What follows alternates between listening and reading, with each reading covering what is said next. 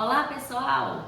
Para todos vocês que acompanham a Rede Sempre em qualquer lugar do Brasil, nós vamos falar hoje sobre um assunto muito importante. Em primeiro lugar, meu nome é Samira Rios, sou advogada, especialista em Direito de Família, Sucessões e Direito Imobiliário. E a convite da Rede Sempre, aqui na pessoa de Patrícia Lane, vamos comentar sobre um assunto interessantíssimo. Interessa para você que está apenas namorando, interessa para você que está em união estável e interessa aqueles que estão em planejamento para o casamento. Então, o nosso tema é fraude patrimonial no direito de família. Vamos saber como evitar? Então, para começar o nosso assunto, é muito interessante saber se você tem consciência em qual momento no relacionamento você está. Então, você está namorando ou está convivendo em união estável? Você sabe? Todo relacionamento, ele precisa estar super transparente para iniciar de uma forma saudável, né? Ninguém pode omitir ao outro a sua condição patrimonial, financeira, sob pena daquele relacionamento não ir adiante, não seguir o seu objetivo. Então, se você está namorando, hoje nós estamos realizando muitos contratos de namoro. Os namorados, eles podem adquirir patrimônio, por que não? Serão sócios em alguns patrimônios se adquirirem, porém, aquilo ali não será trabalhado no direito de família, pois não haverá ali um relacionamento afetivo caracterizado como união estável ou casamento. Mas o contrato de namoro, nós aproveitando que nós estamos no mês de junho, acabamos de passar pelo mês dos namorados, é um assunto super atual. Nada impede que os namorados façam um contrato de namoro. Pode ser um contrato particular ou pode ser um contrato via escritura pública, que é feito no cartório de notas. Então, essa escritura pública ou esse contrato particular, ele vai assegurar ao casal as questões patrimoniais. E, inclusive, se aquele contrato de namoro, ele realmente, ao longo do tempo, a união for para a união estável, ali já poderá ser delimitado, inclusive, o regime de bens do casamento. Pode ser qualquer regime de bens que o casal escolha. Hoje nós vivemos uma sociedade super atual, em especial as mulheres, elas estão despontando nas famílias, elas estão trabalhando mais, elas estão sendo independentes, então elas já vão mais para os relacionamentos, já chegam nos relacionamentos com um certo patrimônio. Então nada mais justo que aquele patrimônio ele não se comunique em caso de divórcio ou até mesmo em caso de morte. Mas aqui nós vamos falar mais sobre a questão de como evitar a fraude patrimonial. Iniciando pelo contrato de namoro, ele é seguro por quê? Porque ali ele vai limitar o seu relacionamento. Você não tem um relacionamento de união estável, ou seja, você não cumpre os requisitos de uma união estável. Porém, você está ali assegurando o seu patrimônio que você já tem. Você não vai comunicar em caso de término daquele namoro. Em caso de união estável, muita gente, chamando a atenção aqui, que muita gente convive em união estável e pensa que está em namoro. Muito cuidado com isso. Por quê? Porque na união estável não é obrigatório para você alienar ou vender um patrimônio, você não tem a obrigatoriedade hoje legal de você ter a assinatura, né, a confirmação do seu companheiro naquele documento, ou seja, aquela pessoa que está de má fé no relacionamento. E será que nós temos esses processos na justiça? Eu digo para vocês que temos. Por quê? Porque quando o casal ele está em união estável, não muda o estado civil da pessoa. Ele continua como estado civil solteiro. Então aquilo ali não muda.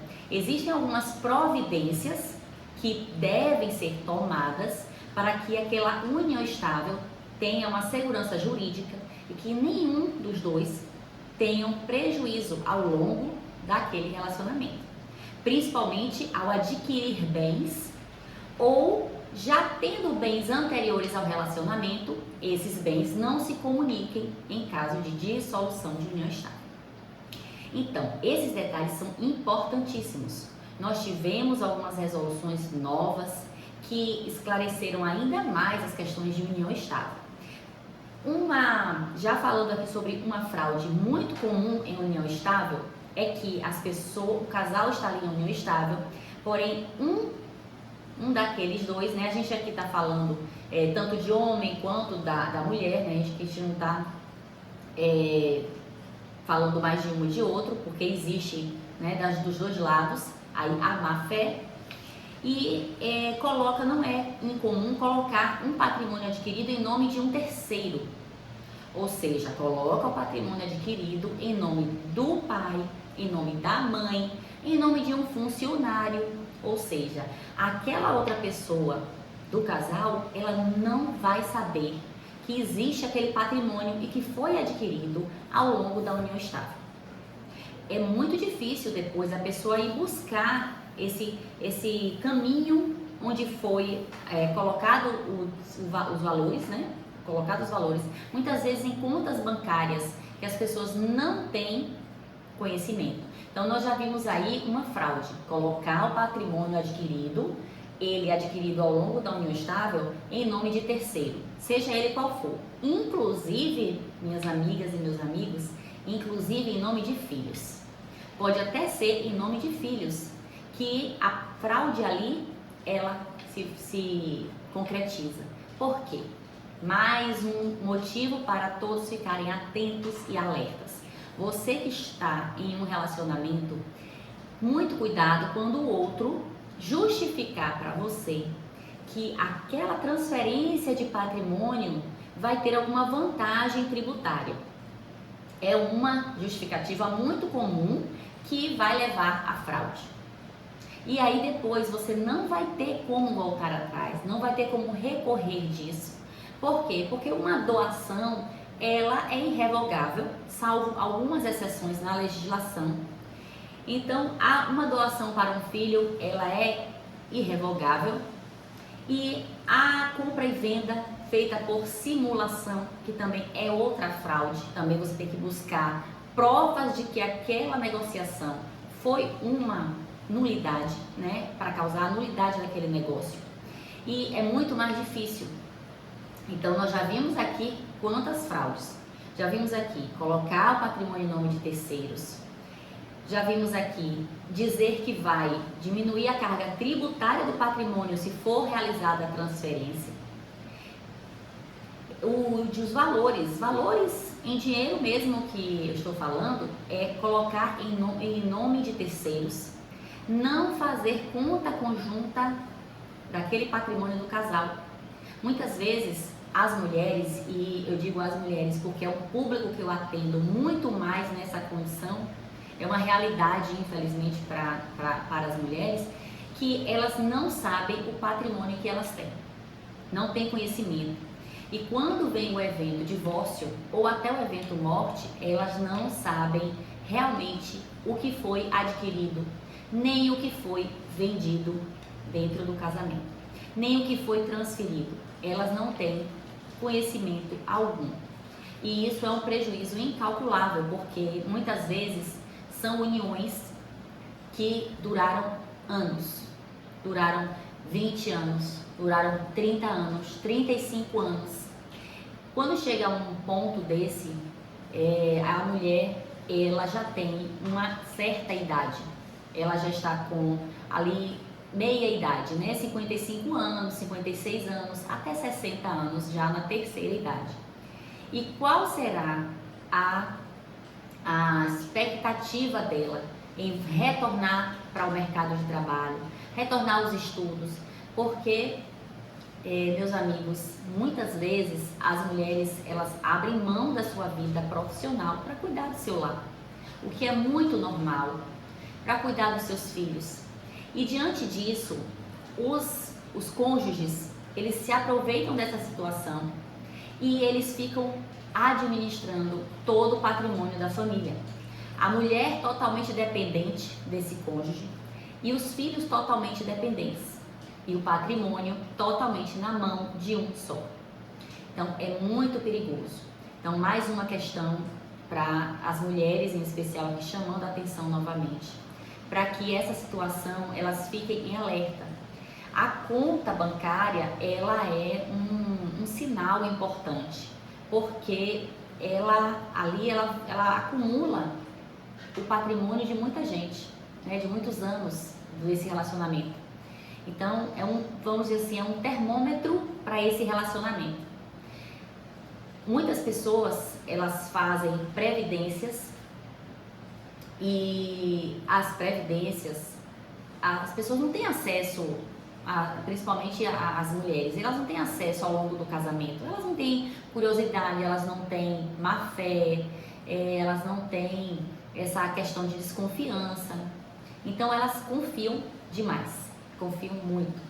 E um dos pilares de um relacionamento, de um bom relacionamento saudável, é a transparência, é a honestidade. Então, com transparência e honestidade, um relacionamento, ele tende a ser sólido. Porém, aqui a gente está falando de relacionamentos que, infelizmente, são realidades do nosso mundo jurídico, que são as fraudes. Então, a partir do momento que aquele casal ele se separa, geralmente por iniciativa do homem, ele já tem um planejamento anterior do patrimônio. O que ele fez com aquele patrimônio, a mulher não sabe. Então, para rastrear aquilo que ele fez com o patrimônio, é muito mais difícil. Aqui eu chamo a atenção para outra fraude. Gente, não é fraude, mas chamando a atenção que pode ser um caminho para uma fraude, porque nós sabemos que nosso sistema jurídico, ele tem toda uma segurança. Nós temos o Código Civil, nós temos a Constituição Federal, nós temos leis específicas, porém, as pessoas muitas vezes se utilizam das brechas da lei para fraudar o patrimônio. A gente chama de fraude-ameação. Fraude-ameação. Ameação por quê? Porque a ameação é o direito de um cônjuge, ele já tem a metade daquele patrimônio. E o outro usa as brechas da lei para fraudar. Nós estamos falando aqui, em especial, sobre, quando a gente fala em metade, meação, a gente fala sobre o regime de bens, que é o regime legal da nossa legislação, que é o regime da comunhão parcial de bens. Que é aquele regime que quando o casal, desde quando ele inicia o relacionamento, eles têm 50% cada um, independente de quem adquira ou não o patrimônio. E de quem está em nome, né, do patrimônio, aquele outro já faz parte do patrimônio, 50%. Então, muito cuidado quando um dos cônjuges falar o seguinte: olha, eu vou pegar o nosso patrimônio e vou abrir uma empresa. Uma empresa, aí só que muda o nome, né? Já fala que é holding. Eu vou abrir uma holding e vou colocar todo o nosso patrimônio dentro dessa holding e nós vamos pagar menos impostos. É muito delicado esse assunto, porque aqui eu não estou falando não estou sendo contrária ao CNPJ, a uma holding, a uma empresa, não quero polemizar esse assunto. Porém, é muito importante, em especial as mulheres, chamo mais uma vez a atenção, e aqueles que estão em algum relacionamento, de que procurem um profissional qualificado para fazer a análise patrimonial do seu relacionamento, para saber onde está aquele patrimônio. Por quê? Porque quando você tem uma empresa, quando você administra uma empresa, é padrão que você tenha um administrador para aquele CNPJ. E aquela esposa, aquela cônjuge até pode estar dentro do contrato social, mas ela não tem poder de administração. Quando ela for buscar aquele patrimônio já foi alienado pela empresa. Aquele patrimônio já foi transformado em outras coisas que ela nem sabe mais. Então, o CNPJ, qual é uma diferença importantíssima? O CNPJ, ele é diferente do CPF. CPF é a pessoa física. Você pode ter algum patrimônio em seu nome, pessoa física.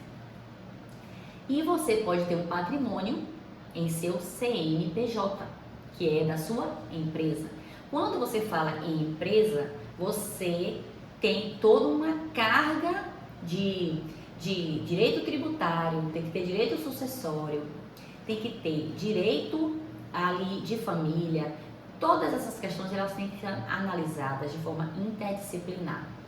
Porque para você não levar o seu patrimônio a uma situação vulnerável. Porque quando o administrador você assina ali todos os poderes para a disposição dos bens, ali é onde realmente está o perigo, a insegurança jurídica que você vai causar para a sua vida e que aquele patrimônio que foi formado com toda a dificuldade ao longo da vida, você não vai ter mais. Porque a empresa, ela tem a parte da contabilidade, ela tem a parte financeira, ela tem que prestar contas à Receita Federal, ela tem que prestar contas para demais órgãos. Então aqui falando em termos de município, estado, união, então é muito mais complexo. Então muitas vezes falo isso por experiência profissional, de mulheres chegarem ao meu escritório e falarem que o esposo, o cônjuge, com essa conversa de que iriam pagar menos impostos, eles transferiram tudo para um CNPJ. Então, aí ficou sem patrimônio, porque tirou tudo da pessoa física e colocou numa pessoa jurídica. Então, para isso, inclusive, existe a questão de imposto na integralização dos bens ou não. Então, existem muitas regras que são analisadas. Ou seja, tem que saber a viabilidade daquele negócio para que realmente saiba se ele é cabível, no caso concreto daquela família ou não. Então, quando a gente fala em fraude, é um assunto seríssimo, porque é um assunto que já está sendo muito debatido no mundo jurídico. Inclusive, o judiciário ele tem sistemas muito competentes que rastreiam realmente esse caminho do financeiro, para onde veio, de onde veio, para onde foi, com quem ficou, com quem permaneceu. Então a gente tem essas questões sendo muito trabalhadas no judiciário. Porém, muitas vezes as pessoas elas fazem tudo muito bem planejado. Então, quando a questão da fraude ela já tem um planejamento anterior e a pessoa não busca uma orientação jurídica, fica muito difícil desfazer essa fraude depois. Muitas vezes esse planejamento ele vem de anos antes. O planejamento não é de um mês anterior ao divórcio. Então, esse planejamento ele vem de anos de relacionamento. Aquela pessoa já sabendo que o casamento está quase terminando, que está em vias de terminar. Então, aí começa o planejamento. Então, muito cuidado, minhas queridas, meus queridos. Uma questão importantíssima que a gente não pode deixar de falar quando a gente fala em relacionamento é o regime de bens. Então, tudo isso que eu falei depende muito de cada caso de regime de bens. E desde o contrato de namoro, que já pode ser escolhido o regime de bens, desde o contrato de namoro. Porém, o regime de bens, ele tem suas características próprias. E sempre que o casal ele vai escolher o regime de bens, é imprescindível que ele procure também um profissional especialista nesse assunto. Porque o regime de bens, ele vai fazer o efeito a partir do momento que a pessoa escolhe para frente. Não há regime de bens retroativo, né? Um detalhe importantíssimo. Por quê? Porque eu já lidei com casos que as pessoas lavraram a escritura pública com data anterior né? E achando que o regime de bens poderia também retroagir. E ficaram felizes da vida. Por quê? Porque elegeram ali o regime da separação total de bens, achando que os bens a partir dali e retroativamente não se comunicariam. Porém, quando ocorreu o divórcio, olha a surpresa. A surpresa é de que o regime de bens não retroagiu e que aquele patrimônio que a pessoa pensava que daquele momento em diante fosse particular, aquele patrimônio anterior, ele fez parte da comunhão parcial de bens. Por quê? Que é o nosso regime legal. Porque quando você entra num relacionamento, inicia um relacionamento, você não escolheu o regime de bens, automaticamente a lei já escolhe para você. É o regime da comunhão parcial de bens. Outros regimes para você escolher, se for na união estável, num contrato particular ou escritura pública, você pode ali já colocar uma cláusula do regime escolhido. Nós temos 4 regimes. E se você for para o casamento civil, você tem que fazer um pacto antinupcial, que é uma ferramenta importantíssima nos nossos dias atuais. Porque as pessoas hoje, quando eles vão iniciar, né, o planejamento para o casamento civil, na maioria dos casamentos, as pessoas já vêm com seus patrimônios, já têm as suas vidas independentes financeiramente. Então, aquele pacto ali, ele vai regular o que aquele patrimônio vai comunicar ou não. Então, importantíssimo, o nome é pacto antinupcial, ou seja, antes das núpcias, antes do casamento civil. Se você lavrar uma escritura pública de pacto antinupcial e não fizer o casamento civil, aquele pacto também não terá efeito, porque ele só vai ser válido com o casamento civil, acompanhando, porque ele estará ali registrado na certidão de casamento, que aquele casal optou pelo regime da separação, ou pelo regime da comunhão universal de bens, ou pelo regime da comunhão final dos aquestos, ou, inclusive, o regime da separação obrigatória.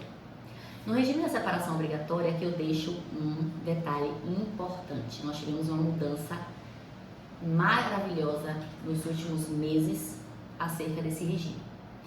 O casal, hoje, nós temos uma expectativa de vida muito maior, né? Em média 75 anos, né? A expectativa de vida. Então, a partir dos 70 anos, o casal que já casava no civil, eles tinham o regime obrigatório da separação de bens, o regime legal a partir dos 70 anos. Então, ali, o cônjuge só receberia a herança ou receberia o patrimônio, a sua ameação em caso de divórcio, se comprovasse que durante aquele relacionamento ela contribuiu para aquela aquisição. Porém, o STF ele julgou que os casais estavam livres para pactuar o regime de bens que eles escolhessem. Então, agora, atualmente, há cerca de alguns meses atrás, foi decidido o seguinte: você pode se casar a partir dos 70 anos. Se você não fizer pacto antinupcial, seu regime será da separação obrigatória de bens. Mas você pode optar e fazer um pacto antinupcial e escolher o regime que melhor se adequar ao seu casamento. Então, vejam que os idosos, porque já são pessoas idosas, né, antes eram considerados como quase pessoas incapazes, porque a própria lei estava ali impondo um regime de bens. Porém, por muitas reclamações e muitos acessos à justiça e muitas demandas judiciais nesse sentido, o STF acabou que criou essa possibilidade, né, deferiu essa possibilidade para que os casais escolhessem seu regime de bens, né? Como que eles sabiam casar, sabiam escolher o casal e não sabiam, né, não podiam escolher o seu regime de bens. Então ficava, né, muito contraditório. E as pessoas hoje de 70, 75 anos até 80 anos são pessoas super lúcidas, né, que sabem o que querem, até mesmo muito mais maduras em relação a relacionamento, né, a união de vida, né, do casal. Deixa eu tomar uma água aqui.